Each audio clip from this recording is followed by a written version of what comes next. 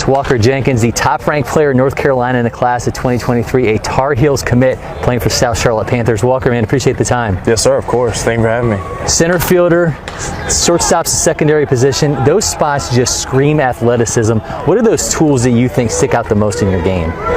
Well, I think I have a good combination of size and athleticness. I don't think you see as many guys that are normally as big as me that can move as well, and I have very good speed in my mind and have pretty good lateral movement, so that allows me to play up the middle of the field, and they have good instincts out in center field, which allow me to get good jumps on the ball, and that's a big thing. So that's helped me out a lot, sir. What do you think the key is to a good read in the outfield? Some guys will play a little bit more shallow and allow themselves to backpedal. Some guys want to come in on the ball. How do you approach that? I really tried to read guys' swings, and obviously depending on the pitcher can change the swing. You have someone out there throwing 60 miles per hour, it's a lot more likely for someone to pull the ball. But you see good pitchers, and a lot of times I try to read the swing. Some guys are more on the fastball than the off speed, and some guys are more on the off speed than the fastball. But I typically like to play, I shade the backside gap, because most guys, when they stay through the ball, it's going to tail away from them. So I try to read it like that and stay behind balls. But typically the backside gap, and obviously, like you said, if you see guys are out in front, sometimes they'll get into one and pull a gap side, obviously, and just shade one way or the other depending on the guy's swing and who's pitching. So I love your scouting report. It says plays the game hard. What does that mean to you, that mentality, playing the game hard? I go out every day and I give it everything I got. I cannot remember a game where I feel like I didn't go out and do everything I could to help my team win.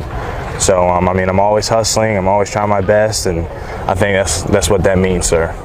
What does it mean then to you to be a good teammate? Is that being a leader in the outfield, being the captain out there? Is it uplifting other guys? What does that concept mean? It's all of the above. I mean, it's not hard to be a good teammate. A good teammate helps everybody. It helps your team. I mean, try to encourage others, constructive criticism, and just talk others up. I mean, that only helps the team. So, how would you break down your mentality at the plate? Are you a guy that hunts fastballs? Do you look for spin? What is that process for you? I'm definitely a guy that hunts fastballs, sir, especially as you start to see better competition. Guys have good fastballs. They'll be working mid-90s, and you hunt the fastball, you can adjust to the off-speed. But if you're looking off-speed, you have a 95-mile-per-hour fastball, it's much harder to react to that than the curveball.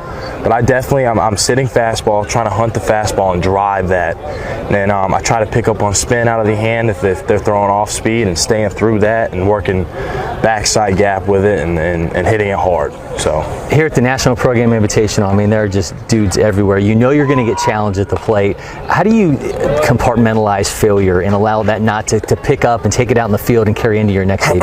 It's true. You hear everyone say you got to try your best to flush it, and that's what I do. I mean, obviously no one wants to fail, and I hate failing. No, I mean, despise it, but it's part of the game. Baseball, you fail more in this sport than any other sport, and that's how it is. And you can go out and put 3 amazing swings on the ball and go for 3. That's just how it is. And I go out and I try to look at it as if I feel like it was a successful at bat, I did something good, because like I said, I may put a great swing on a ball and get out, and it just happens. I try to look at it as I'm going to go out and do everything I can to win, and if I'm 0 for 3 and we win, or 3 for 3 and we win, I mean, that's a success, and that's how I try to look at it at the end of the day. You said you've been committed to the Tar Heels really early in the process. Obviously, that's a school with a great lineage in terms of their accomplishments on the field, but being a Carolina boy, I know there's a draw there, but ultimately, what was it that led you to Chapel Hill? Definitely the coaching staff, sir. Just seemed like my type of people. Really liked how they coached the players.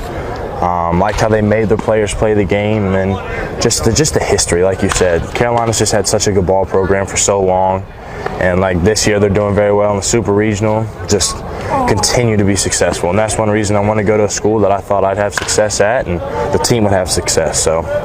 Well, you told us a little bit about you as a hitter. I'm going to have you grab your bat and take us through your setup. Yes, Sound sir. Good? So I get in there. First thing I like to do is I like to get a nice balanced approach. I have a little bit of an open stance, and I try to think I'm going to keep the front side closed. I work with my hip right here. Try to keep this hip closed. It's almost a little bit of a rotation in, front shoulder, but with that hip being closed, it keeps everything else closed, especially off of lefty pitchers. Really got to work hard through the backside gap. But like I said earlier, I'm a fastball hitting guy. I look for the fastball and adjust to the curveball. That's the type of approach I try to take to every at bat. That's when I'm most successful. But overall, I feel like I just try to not think too much up there. I don't like thinking when I'm hitting. What I'm thinking is when you don't just react and play the game. So that's what I try to do. I just try to react, but like I said, I try to have a very nice balanced approach. I have a wide stance, a little bit open. If I'm keeping this front hip closed right here, that's when I'm very successful. I'm working backside through the left center field gap. I have the bat very loose in my hands until I go to swing. I try to create a very whippy swing. The whippier the swing is, the more power you're going to have. And another big thing is I try to create space with my swing. So with this back elbow right here, I try to keep it tucked to my body, so that allows you to work through the baseball. Obviously, most people have heard knob to the ball. There's a lot of truth into that. That's just a lot simpler way of putting it. I try to work knob to the baseball where this barrel lags through the zone, then you can whip through. And that's what creates a lot of power for me and for a lot of people.